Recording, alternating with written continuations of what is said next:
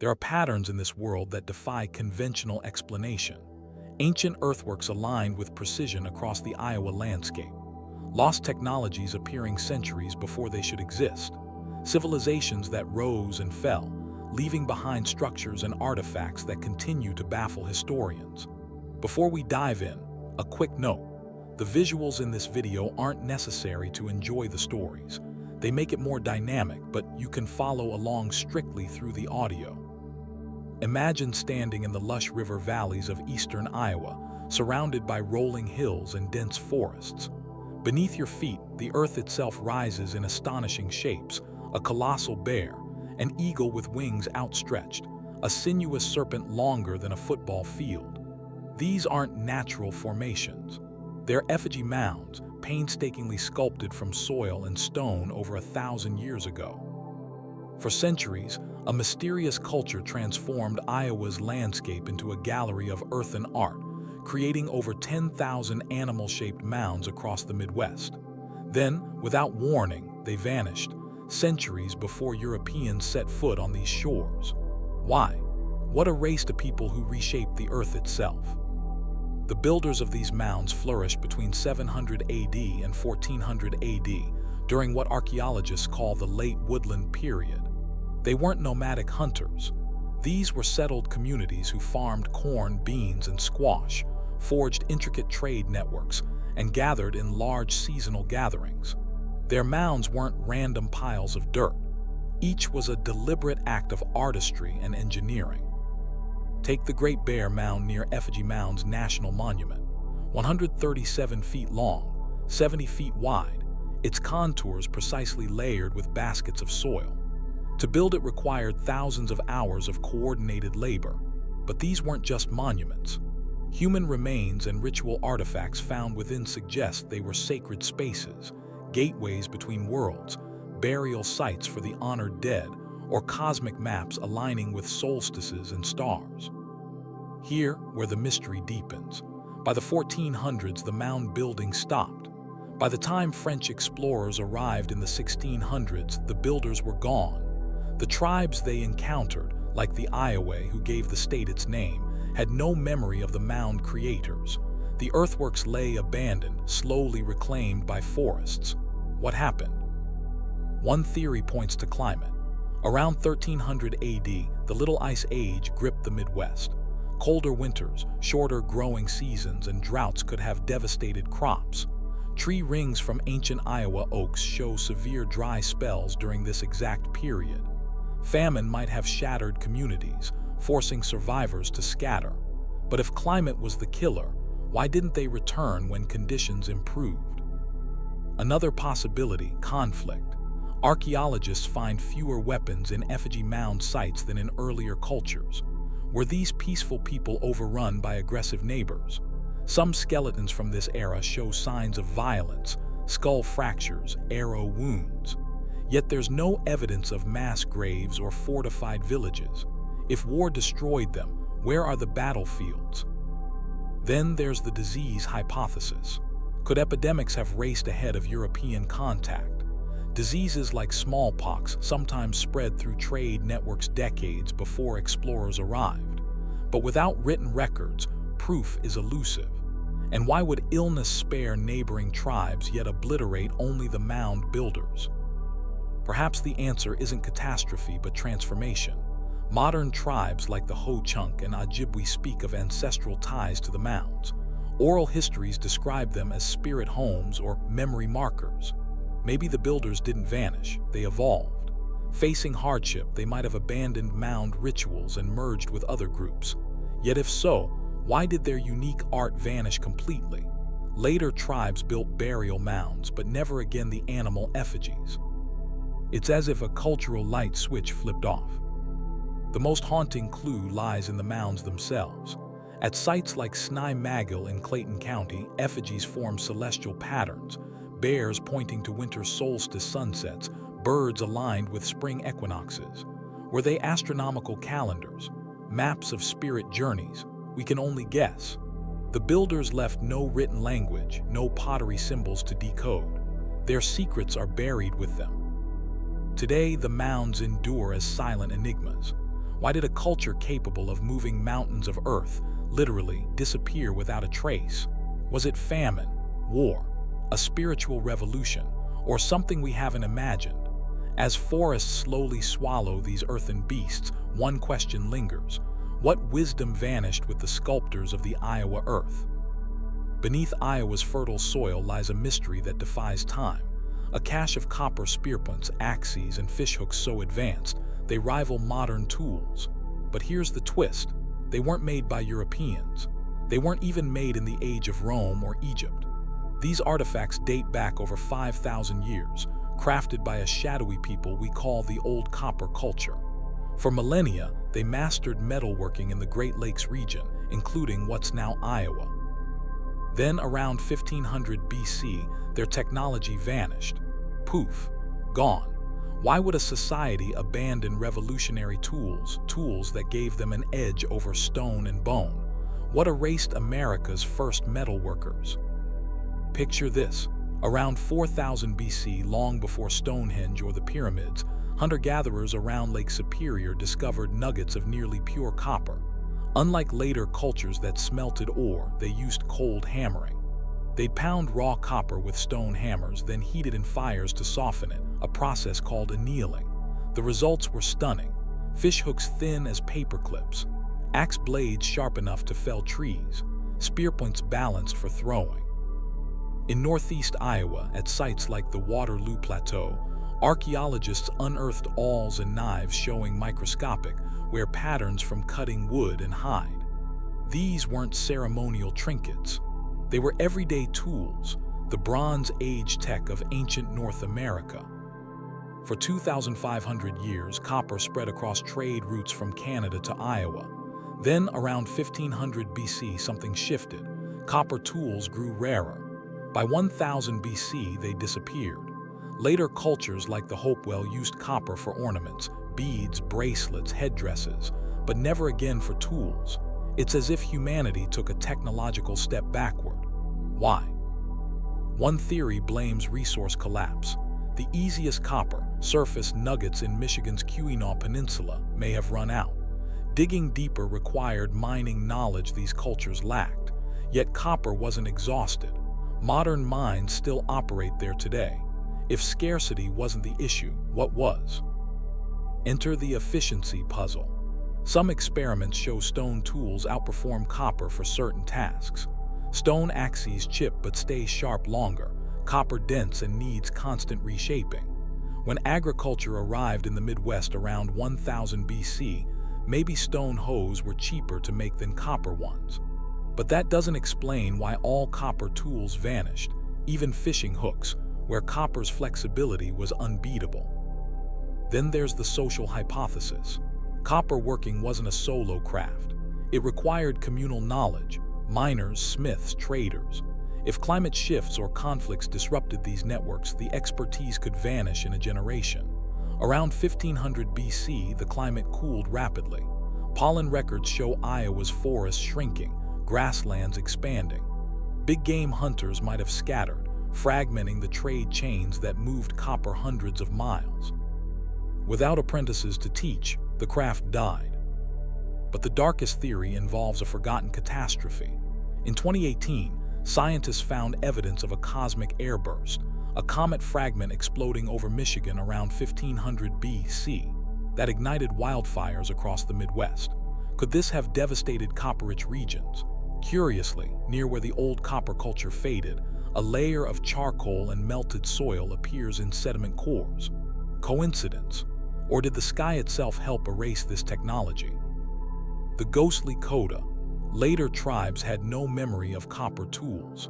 When French traders offered copper kettles to 17th century Iowa tribes, they treated them as magical novelties, not rediscovered heritage. How does an entire society forget metal? Today, Iowa's copper artifacts sit mute in museum cases. They hint at a lost industrial revolution, one that flickered out mysteriously. Were the old copper people victims of climate, cosmic bad luck? Or did they choose to abandon metal, returning to stone for reasons we'll never grasp? As we stare at their razor-sharp blades, we're left wondering, what other revolutions has history forgotten? And what secrets still lie buried in Iowa's silent hills? Picture the Mississippi River in the 1780s, where limestone bluffs rise near modern-day Dubuque. A young French-Canadian fur trader named Julien Dubuque beaches his canoe, welcomed by Meskwaki villagers whose eyes drift toward the hills. They call this place Makwokta, kettle of lead. Soon, Dubuque will strike a deal granting him mining rights. He'll build furnaces, ship lead downriver, and earn a title from Spanish royalty, Lord of the Mines. Yet his most haunting claim echoes through history. The Indians worked these mines long before the memory of man. Were these tunnels truly ancient? And what forgotten knowledge did Dubuque inherit? The evidence lies buried in the earth. Beneath Iowa's bluffs, archaeologists uncover vertical shafts plunging 30 feet deep, some braced with timber, others spiraling like staircases. Crucially, they hold pre-colonial artifacts. Stone hammers grooved for handles, bone shovels, and charcoal dated to 1200 AD, 5 centuries before Dubuque arrived. Most telling are lead ingots shaped like flat cakes, identical to those described by early explorers, found without European tools nearby. Archaeologist Terry Steinescher confirms, this wasn't occasional digging. It was systematic, large-scale, and generations old. So who were these ancient miners? The Meskwaki, Dubuque's partners, likely continued traditions from earlier cultures. Effigy Mound Builders used lead for ceremonial beads centuries prior, while copper artifacts hint at activity stretching back millennia.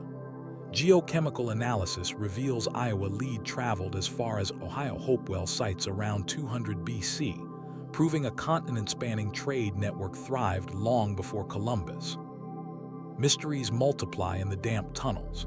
Smelting requires furnaces hotter than 1200 degrees Fahrenheit, yet no pre-Dubuque smelting sites exist.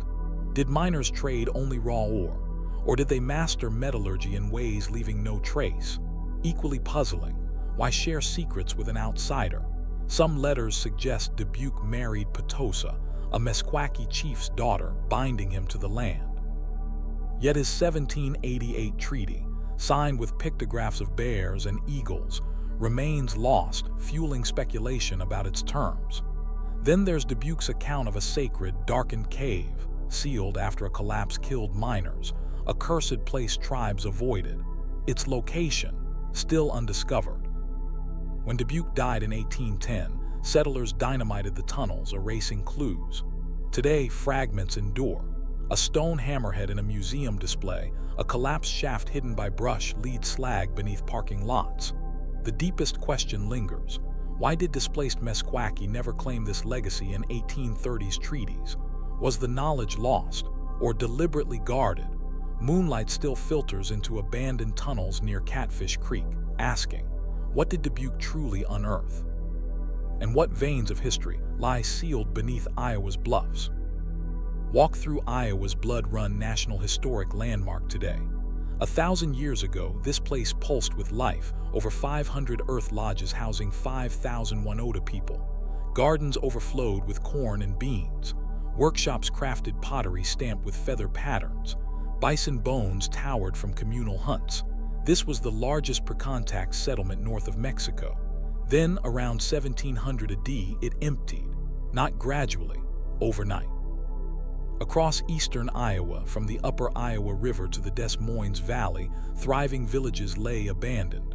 Tools rested where hands dropped them. Cooking pots sat cold in hearths. Where did they go? And why leave 5 centuries of history behind? The Oneota had flourished since 1200 AD. Their shell-tempered pottery, bison hide armor, and fortified towns revealed sophistication. They traded from the Great Lakes to the Gulf Coast, copper from Michigan, conch shells from Florida, obsidian from Wyoming. When the Little Ice Age shortened growing seasons after 1300 AD, they adapted brilliantly, shifting from maize to hardy goosefoot and marsh elder. Their disappearance defies explanation. Excavations show no mass graves or burned walls. European guns didn't reach Iowa until the 1730s, decades after they vanished. Soil analysis proves fields remained fertile, bison herds abundant. Smallpox arrived with Europeans, yet the exodus predates contact. Haunting clues whisper in the emptiness. Artifacts trace a northeast migration toward Green Bay, Wisconsin, where they merged with ancestors of the Ho-Chunk and Iowa tribes. But why abandon Iowa's rich soil? At Blood Run, a final ceremonial fire held unbroken pottery and tools, items ritually killed as farewell gifts to the land. A 17th century Ho-Chunk deer bone calendar, now in the Smithsonian, shows symbols for a great moving during the 1690s drought, confirmed by tree rings as Iowa's worst dry spell in 5 centuries. Theories drift like campfire smoke. Did the drought shatter their delicate balance? Oral histories speak of a prophet urging a return to nomadic ways to escape coming shadows. Some suggest they fled Iroquois slave raids, though no Eastern weapons appear in Iowa sites. When French explorer Nicolas Parrot paddled the Mississippi in 1685, he found bustling Oneota towns. By 1710, maps showed only wilderness. They left no battle cries, no scrolls. Just empty circles in the earth where lodges once stood, and a question echoing through time. Why walk away from paradise? As wind rustles through Blood Run, abandoned corn plots, we wonder, did they carry a warning lost to history? Picture yourself standing on a windswept bluff in northeast Iowa, gazing down at the winding Turkey River. Below, the earth swells in eerie half-formed shapes, a bear's paw missing its claws, an eagle with one wing stretched skyward, the other melting back into raw soil. This is the Turkey River Mound Group, over 30 animal effigies frozen in mid-creation. Stone hammers lie where workers dropped them centuries ago. Basket loads of soil harden into untended piles, never shaped into the sacred forms they were meant to become. For 700 years, this site has hung suspended in time. What force stopped the builders at the peak of their vision? Archaeologists call this place the Pompeii of mound building. Radiocarbon dates converge around 1250 AD, the golden age of Iowa's effigy mound culture. Unlike finished sites, here we witness the very act of creation interrupted. Grooved axes and shovels made from bison shoulder blades lie scattered near partially dug pits. Stockpiles of distinctive yellow subsoil sit untouched, waiting for hands that never returned. Faint pathways, compressed by countless footsteps, trace the workers' daily routes, only to end abruptly in the dirt. Dr. Sherry Horiarts of Iowa's Office of the State Archaeologist observes, this isn't gradual decline. Work ceased in a single season, like walking off a job site overnight. Theories rise from the scarred earth. Ancient Iowa oak tree rings reveal a crushing megadrought peaking precisely in 1250 AD. Springs vanished. Prairie fires blackened the horizon. Did famine scatter the builders? Or consider the ritualistically damaged medicine bear skull found here. Was it taken as a dark omen? 3 skeletons uncovered in 1998 bear arrow wounds, yet no foreign arrowheads were found. Did conflict erupt among themselves? The most haunting mystery is the unfinished serpent. Stretching 210 feet, its head coils toward the river as if drinking, but its tail dissolves into formless earth. Soil analysis reveals workers had just begun layering ceremonial charcoal beneath it when they vanished. What terror, what revelation, made them abandon their sacred work? As wind sighs through the bluffs today, we wonder, was this a mound-building school shattered, a consecrated ground cursed? Or did the builders gaze westward at gathering storms and see something we cannot fathom? With every rain that erodes the exposed clay, one question endures. What masterpiece might have risen here if time had not stopped? Imagine a hot July day in 1960 near Kensett, Iowa. Farmer Olaf Omen's plow strikes stone ordinary in these fields until he wipes away the dirt. Beneath his fingers, carved symbols emerge, interlocked circles, arrow-like runes, a serpent coiling around the edge. Word reaches Norwegian explorer Helge Ingstad, who rushes to the farm. His heart pounds as he traces the grooves. This is no hoax, he declares. These are Viking-age runes. If genuine, it shatters history, proof that Norse explorers stood in Iowa 4 centuries before Columbus. Yet for over 60 years, this stone has ignited fierce debate. Is it a key to lost voyages, or America's most cunning forgery? The stone whispers tantalizing clues. Its inscription appears to read H letter 2D32RS, perhaps Hars, a Norse name, or Hors, a Slavic sun god. Weathering patterns in the grooves show microlaminations, thin layers consistent with 700 to 800 years of Midwest freeze-thaw cycles. Most intriguingly, it was found near the Shell Rock River, a waterway navigable to the Mississippi, matching Norse saga descriptions of Vinland's western rivers. Yet shadows cling to the stone. Its runes mix Elder Futhark, used before 800 AD, and medieval Futhork from after 1200 AD, alphabets centuries apart. One rune bears an uncanny resemblance to a 19th century Swedish cattle brand, and Olaf Omen's own grandfather was a Swedish stonemason. A coincidence too perfect. Scholars stand divided. Noted runologist Richard Nielsen argues the symbols match rare Norse cipher runes used by explorers to encode messages. The serpent motif mirrors ancient stones on Sweden's island of Gotland, but University of Oslo linguist James Nurk spots grammatical errors, nodding. It's like writing Shakespeare with emojis, a clever forger's guess. A third possibility emerges. Could this be a genuine Native American copy of Norse runes seen elsewhere? Iron nails of Norse design were found at Effigy Mounds sites, dated to 1100 AD. The deepest secret lies buried. Ground-penetrating radar revealed a rectangular anomaly beneath the find site, perhaps a cairn or hidden cache. But the current landowner refuses excavation. Meanwhile, Ho-Chunk elders whisper traditions of pale strangers who traded along the Shell Rock River before vanishing eastward to battle great serpents. Today, the Ingstad stone rests in a dim Kensett library basement. Dust gathers in its carved grooves as scholars clash. Did lost Norse explorers leave their mark on Iowa stone? Did a homesick immigrant farmer carve a piece of the old world into the new? Or does it guard a blurred truth, where Viking longships and native canoes once crossed paths? Until that buried rectangle sees daylight, the stone keeps its silence. And we're left to ponder, how many stories sleep beneath Iowa's soil, waiting for a plow to strike? Drive west across Iowa's quilted farmlands until the earth suddenly erupts, great waves of golden silt, 200 feet high, rippling toward the Nebraska horizon. These are the Loess Hills, sculpted by glacial winds 12,000 years ago. Their soil is fertile and crumbly as brown sugar. Springs bubble at their feet. Bison herds once thundered through their valleys.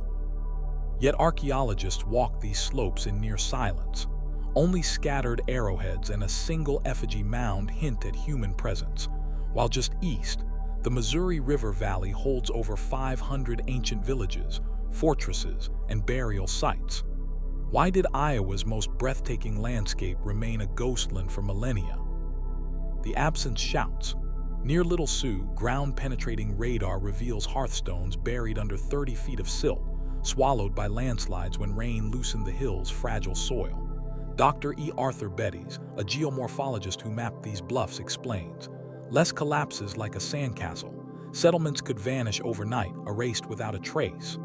Other clues deepen the riddle. Though springs exist, pioneer journals describe streams that drank the rain and vanished by noon. Wells dug 100 feet deep struck only dust. Could seasonal droughts have made permanent villages impossible? Indigenous stories murmur of older warnings. Iowa and Omaha elders recount traditions of Nixide, shadow spirits haunting the bluffs. The singing hills steal voices, whispers one oral history. Some suggest the hills were seen as a spirit border, avoided save for vision quests or burials. Yet at Turin, Iowa, a bison skull split by a stone axe dates to 8000 BC, proving Paleo-Indians hunted here. Farmers still plow up glass arrows, obsidian points from Wyoming's distant mountains, suggesting the hills were crossed but never claimed. Today, wind combs the prairie grasses over silent ridges. Did ancient eyes see these shimmering bluffs as a bridge between worlds, a testing ground for warriors, or a warning written in the land itself. As the sun stains the Loess Hills molten gold, one truth lingers. In emptiness, the loudest mysteries whisper. Picture the Missouri River bluffs near modern-day Glenwood, Iowa in the late 16th century. Terraced fields climb the slopes, heavy with ripening corn. Inside circular earth lodges, polished bone needles rest beside half-woven baskets. The scent of bison ribs roasting still lingers in a communal oven, but no hands stir the embers. No voices echo from the gardens. The Glenwood people, farmers who flourished here for 300 years, have simply walked away, leaving their supper to cool. Why would a thriving culture abandon prosperity on the very brink of European contact? Archaeologists trace their roots to the Central Plains tradition. By 1400 AD, they perfected a way of life. They stored grain in underground chambers to survive harsh winters. They crafted hoes from bison shoulder blades to till the prairie soil. They traded Minnesota pipestone for seashells from the distant Gulf Coast. Their villages near Council Bluffs housed hundreds. Then, around 1600 AD, decades before French traders navigated these rivers, the earth lodges emptied. Excavations reveal haunting signs of departure. Unharvested corn kernels charred in abandoned storage pits, a child's clay turtle figurine left on a doorstep, tools neatly arranged as if awaiting their owner's return. State archaeologist John Dubuque notes, "It's as if they closed the door gently between one planting season and the next." Theories drift like smoke across the abandoned fields. Ancient oak tree rings tell of a crushing megadrought that gripped the plains from 1580 to 1600 AD, the worst in 500 years. Springs vanished. The Missouri River dwindled to a trickle, yet Glenwood's deep wells could have weathered this. Could a spiritual crisis have shattered their world? Pawnee oral histories speak of the starving time when the sky burned, describing a comet's arrival coinciding with crop failures.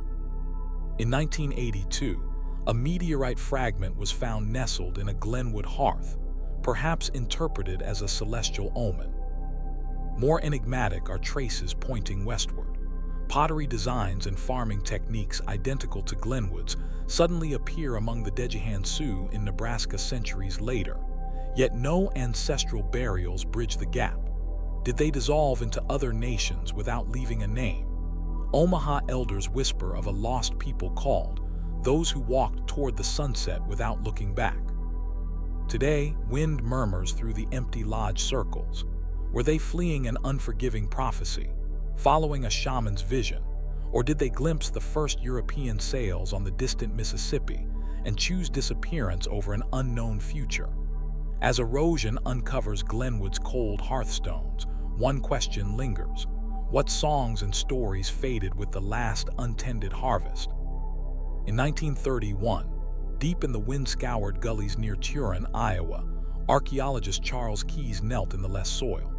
His trowel scraped through layers marking 8,000 years of human history, Paleoindian spearpoints, archaic hide scrapers, until it struck something that defied time. Beside mammoth bones dating to 10,000 years before Christ lay a stone tool of impossible sophistication, a polished green slate axe with drilled holes, its blade beveled with geometric precision. Such craftsmanship belonged to advanced farming societies, but agriculture wouldn't emerge for another 6 millennia. How did this technological ghost surface in Iowa's oldest hunting grounds? The Turin Celt ignited firestorms in archaeology. Found 20 feet down in undisturbed sediment, it shattered stratigraphy's fundamental rule that deeper layers hold older objects. Radiocarbon dating of nearby bison ribs confirmed its context, 9,500 years before Christ. Yet its elegant form mirrored artifacts made by Ohio's Adena culture around 500 BC. Dr. David Meltzer, a preeminent archaeologist, admits, "It mocks our neat timelines like a riddle without an answer." Scholars grapple with explanations. Some suggest bioturbation, roots or burrowing animals dragging the tool downward through soil over millennia. But the celt lay perfectly level, encased in cemented silt that showed no disturbance. Others propose a lost chapter of human innovation, an advanced Ice Age culture erased by climate chaos. The most radical theory imagines a wandering artisan from Eurasia crossing the Bering Land Bridge, carrying skills far ahead of his time. The mystery deepened in 1988. Highway crews uncovered another enigma nearby, a fluted Clovis spearpoint, 11,000 years old, lying beside a grooved sandstone shaft straightener, a tool type unknown until 3,000 years later. Geologist Julie Stein confirmed the layers were pristine. These objects slept side by side since mammoths still roamed. Today, the celt rests in the State Historical Museum under the label Context Anomalous. Meanwhile, the gullies near Turin continue to yield puzzles. A farmer plowed up a slate bead last spring, its drill hole finer than a modern needle. How many more impossibilities lie buried in Iowa's silent hills? Until science unravels the secret, the polished stone whispers a haunting truth.